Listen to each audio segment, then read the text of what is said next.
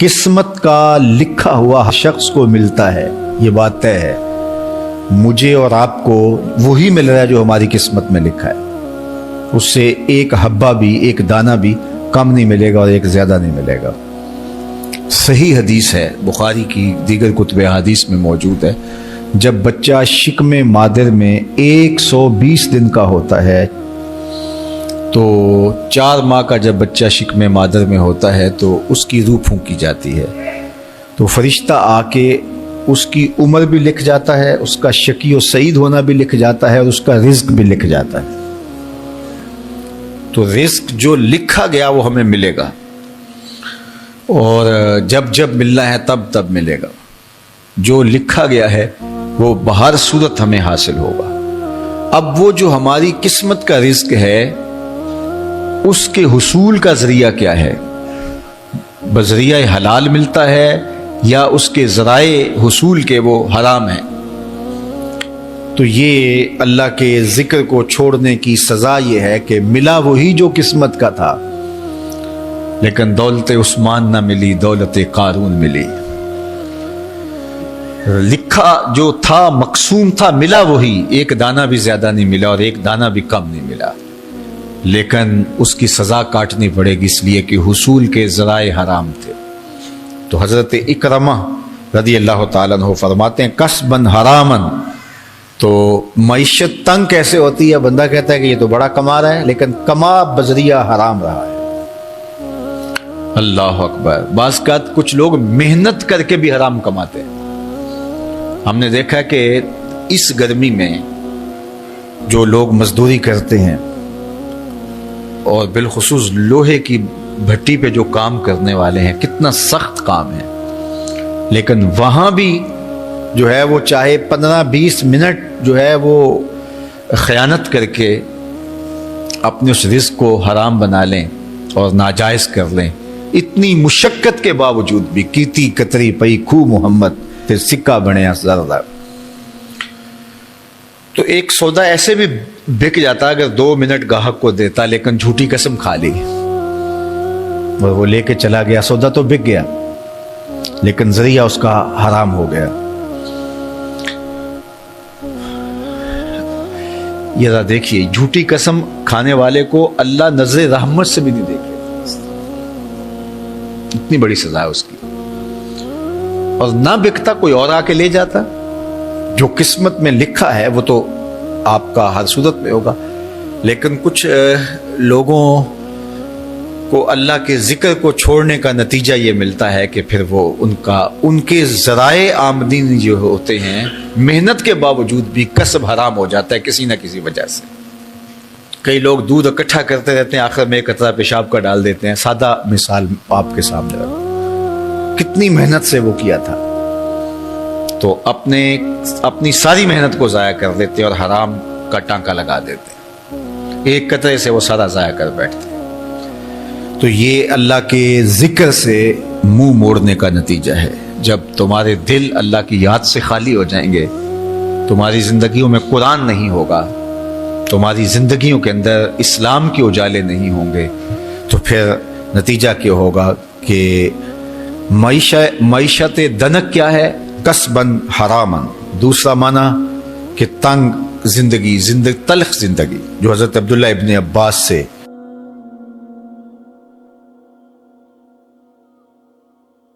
یہ امت خلیفہ بلا فصل، خلیفہ اول، امیر المومنین حضرت سیدنا ابو بکر صدیق رضی اللہ تعالیٰ عنہ کی مرہون منت ہے، ان کی احسان مند ہے۔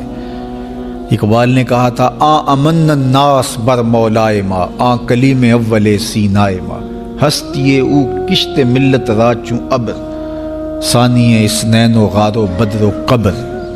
کہتے ہیں کہ وہ شخص جس نے ہمارے آقا و مولا پہ سب سے زیادہ احسانات کیے، اور میرے آقا کریم نے ارشاد فرمایا میرے اوپر جس نے بھی کوئی نیکی کی میں اس کا بدلہ چکا دیا دنیا پر ہی، لیکن ایک ابو بکر ایسے ہیں جن کی نیکیوں کا بدلہ قیامت کے دن رب ہی چکائے گا۔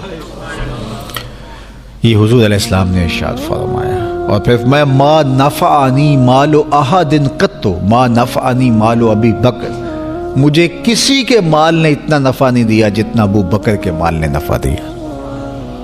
اپنا سب کچھ حضور کی راہوں میں نچھاور کر دیا، مال پیش کیا، جان پیش کی، اولاد پیش کی، وقت دیا، ایک ایک سانس حضور کے نام کر دی.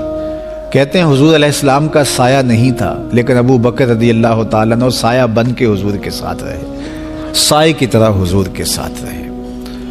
بدر کے ساتھی، حضر کے ساتھی، سفر کے ساتھی، غار کے ساتھی، حد ہو گئی مزار کے ساتھی.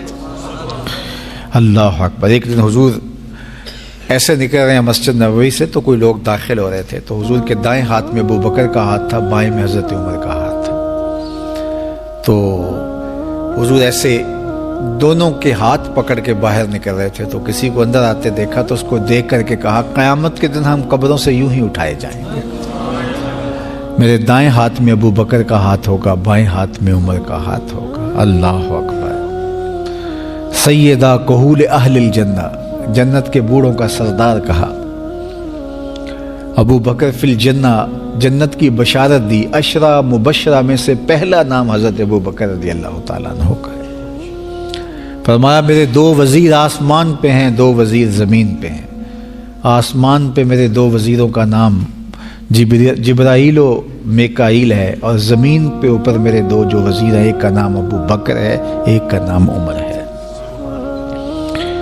تو کیا شان ہے حضرت ابو بکر صدیق رضی اللہ تعالیٰ. ہر نبی کا صحابی عظمتوں کے معراج پہ ہے، لیکن جو شان حضور کے اس جان نثار کو دی گئی ہے، اللہ اکبر. قرآن نے بھی کہا نا وَثَانِيَ اثْنَيْنِ إِذْ هُمَا فِي الْغَارِ. اللہ اکبر. 2 میں سے دوسرا، اللہ اکبر. جب وہ غار میں تھے، 2 میں سے دوسرا. اس لفظ کی خوبصورتی ملاحظہ کیجئے، 2 میں سے دوسرا. حضرت عمر کہا کرتے تھے، حضرت صدیق اکبر کا ذکر کرتے ساتھ رو پڑتے اور کہتے کہ ابو بکر میری ساری زندگی کی نیکیاں لے لیں، وہ غار والی ایک نیکی مجھے دے دیں. ساری نیکیاں زندگی کی ابو بکر لے لیں، ایک نیکی غار والی مجھے دے دیں. تو ان کی ساری نیکیاں ایک طرف اور ابو بکر کی ایک نیکی ایک طرف. اور حضرت عمر کہا کرتے تھے کاش میں ابو بکر کے سینے کا بال ہی ہوتا. کوئی کم شان ہے؟ یہ حضرت عمر کہہ رہے ہیں. یہ عمر جس کے بارے میں میرے حضور علیہ السلام نے فرمایا کہ میرے بعد اگر نبوت کا دروازہ بند نہ ہوا ہوتا، میرے بعد اگر کسی نے نبی ہونا ہوتا تو وہ عمر ہوتا. اتنی شانوں کے مالک. ان الشیطان یفر من ظل عمر، شیطان عمر کے سائے کو دیکھ کے بھاگ جاتا ہے. وہ عمر کہہ رہے ہیں کاش میں ابو بکر کے سینے پر اگا ہوا بال ہی ہوتا. یہ شان ہے، یہ عظمت ہے. سارے حضور کے صحابی عظمتوں کے معراج پر، لیکن ان کی شان ہی وکری ہے. کسی پنجاب شاعر نے کہا کہ سارے یار نبی دے سونے، نہیں کوئی اینا یاراں ورگا، نہ کوئی ہویا نہ کوئی ہوسی، اینا جان نثاراں ورگا، نہ اس ترتی پیدا کیتا، اینا یاراں ورگا، اعظم شان صدیق کی دساں اکو یار ہزاراں ورگا. وہ عظمتوں کی کس معراج پہ امن الناس بر مولائے ماں، کلیم اول سینائے ماں، ہستی او کشت ملت راچو ابر، ثانی سنین و غار و بدر و قبر. بدر کے بھی ساتھی، قبر کے بھی ساتھی، مزار کے بھی ساتھی، غار کے بھی ساتھی. اور کھیت اسلام کی کھیتی کے لیے ابر بہار کی طرح برسے اور سیراب کر گئے. اور اس امت کے لیے انہوں نے جو کام کیا وہ انہی کا مقصوم